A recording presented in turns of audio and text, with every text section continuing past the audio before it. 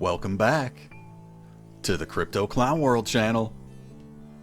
I am your host with the honks, Jason Bruce. We're going to get you honking back in. This is going to be one of our first updates in a while outside of the podcast, so I want to welcome you all back. If you're joining me, please, if you've been enjoying the content that we've been putting out on the podcast, hit the like button on your way into this particular recording.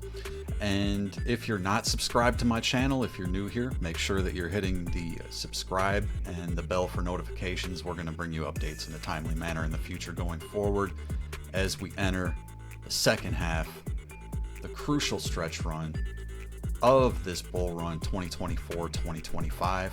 So with that in mind, this video I'm going to be covering some macro secrets that I've been looking at. I know I had promised a macro video to my Discord a few weeks, maybe even a month back, and I apologize that I didn't get that out, but this is probably a more crucial point for us to take a look at that, to be completely honest with you. And with that in mind, I'm going to go ahead and jump over to the chart here, and keep in mind I did keep folks privy to the idea that it was probably smart to start building a tether position in this area right around here. Okay, so I did note this divergence that we had coming in. We're on the weekly chart here with the BTC USD pair. Okay, so we're seeing a lot of things here. There's a lot of crucial clues to go over, and some history and patterns that we can look at that potentially may not be entirely repeating, but rhyming somewhat. So let's take a look here. And right off the bat, I want you to take note of the divergence that we saw. So you can see the divergence on the RSI. I'm going to click in on that real quick. You can see here was a high, and here was a lower high. And when we look at this, we had a higher high in price action with this green candle. Okay, that was some bait. That was a liquidity grab.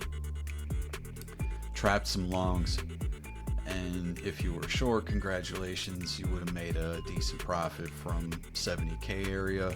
We dipped all the way down to close on Bitstamp was 56,500. So let's keep in mind there's something very, very critical here that's printing right now with this weekly candle, and we have had a move up today.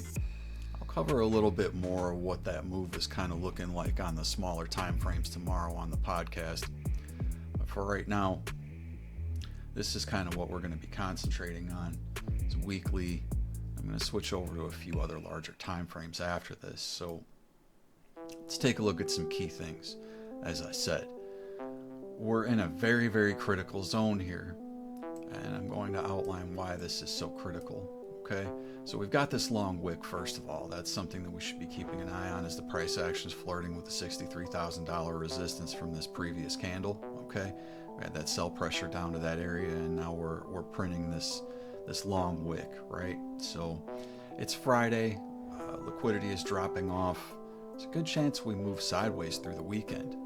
Okay, so if we move sideways through the weekend and we print a candle like this going into Sunday, this will essentially represent what should be a nice dragonfly reversal doji. So right off the bat, the candle is looking like it could be a reversal candle.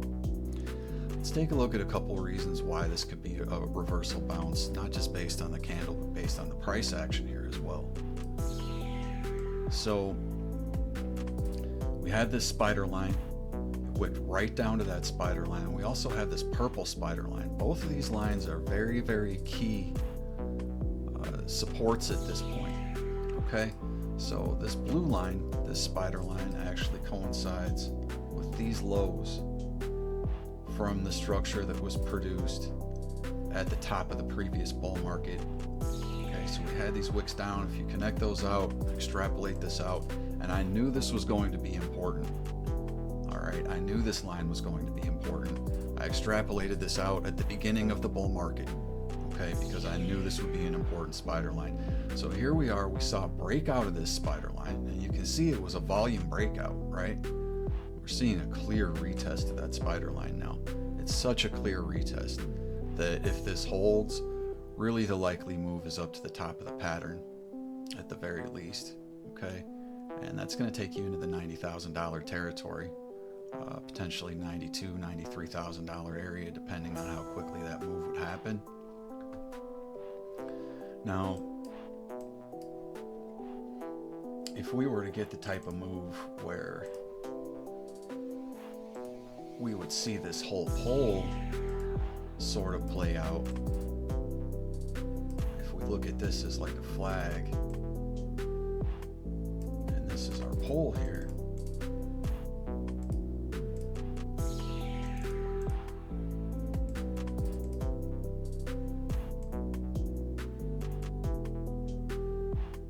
we would see something like that where we would actually break out of the top of this pattern and potentially retest it as support, possibly touch $100,000, 100K by July. Okay, so this is entirely possible in Bitcoin, and you know, I honestly was looking at the potential for a sell in May and walk away type of event, but they may be trapping liquidity for that now. So another thing to look at, we've got this purple line as well, right? I apologize, I'm getting a call here.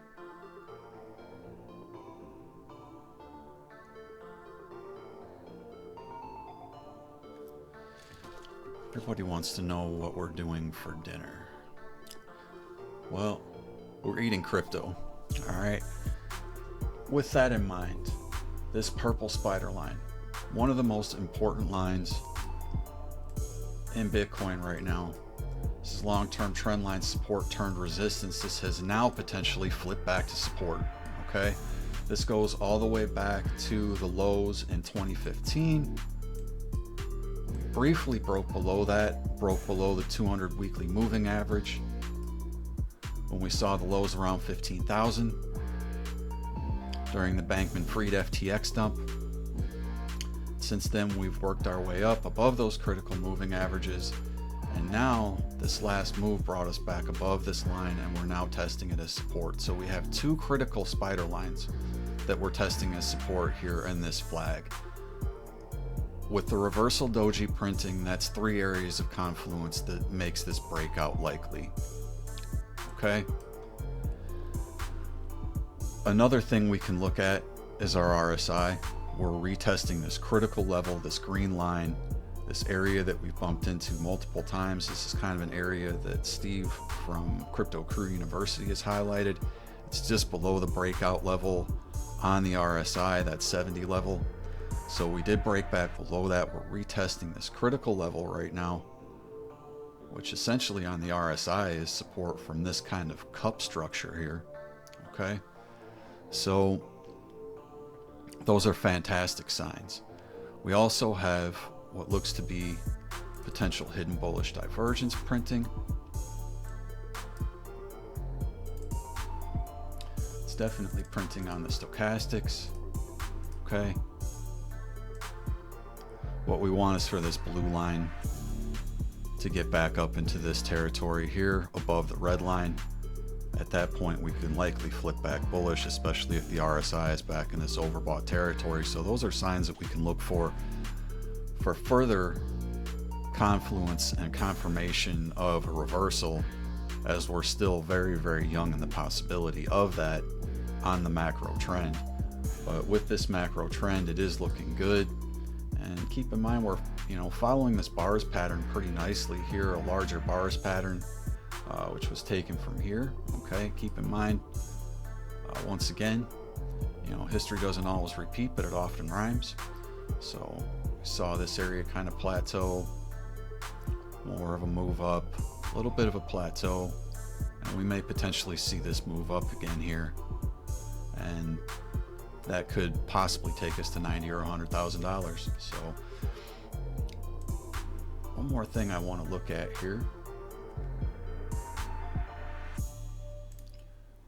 It's just something to keep in mind for like a little more in the future here.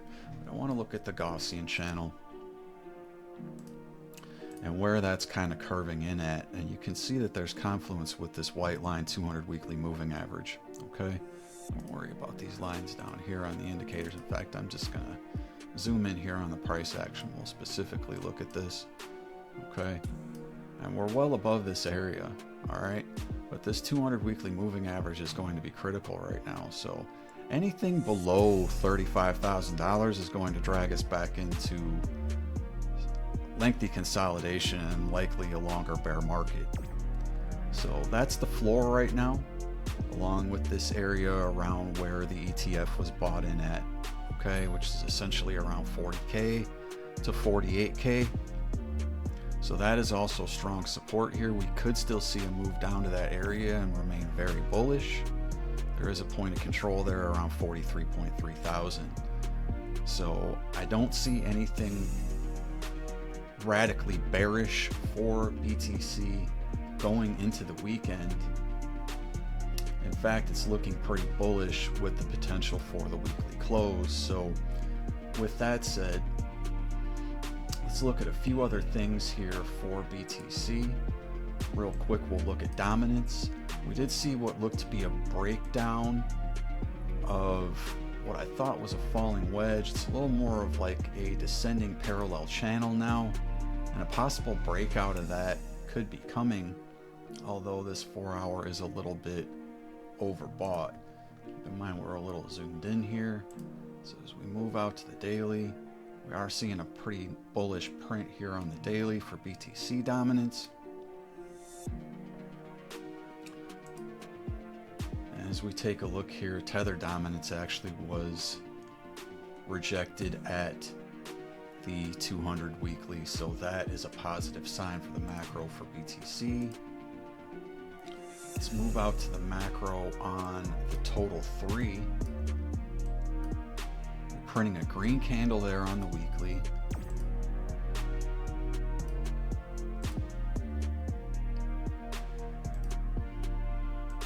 The idea at this point would be that you're kind of in this wedge here, falling type of pattern. Retested the 21 MA on the weekly nicely with a higher high on this wick, and printing a green candle could be a bullish hammer reversal. So this looks good for a potential reversal for the altcoins on the macro as well. And just a quick look at the DXY. We did get a breakdown on the 4 hour, but there's potential support there. Moving out to the weekly, we're getting a bearish print there and potentially a bearish cross on the weekly for the DXY. If that is the case, it could come down and retest this 200 weekly moving average. That would likely mean liquidity moving into risk on assets like Bitcoin. So with that said, that's essentially your macro picture here. All right. Actually, we wanted to be looking at the 8-day Gaussian channel. I apologize, I didn't flip over to the 8-day, but that's not going to make too much of a difference right now.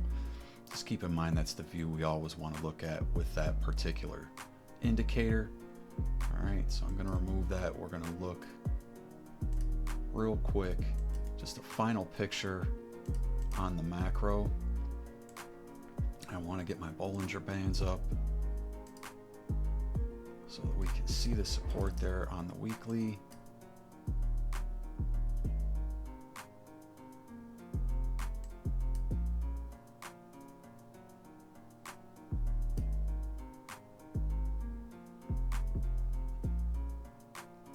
And we're just above that 21 MA.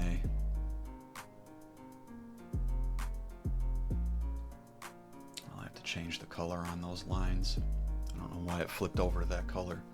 We're not going to make that big of a deal out of that because honestly, Bitcoin macro picture looks pretty good. So with that said, nothing that was portrayed here should be construed as financial advice. This is strictly for entertainment purposes only.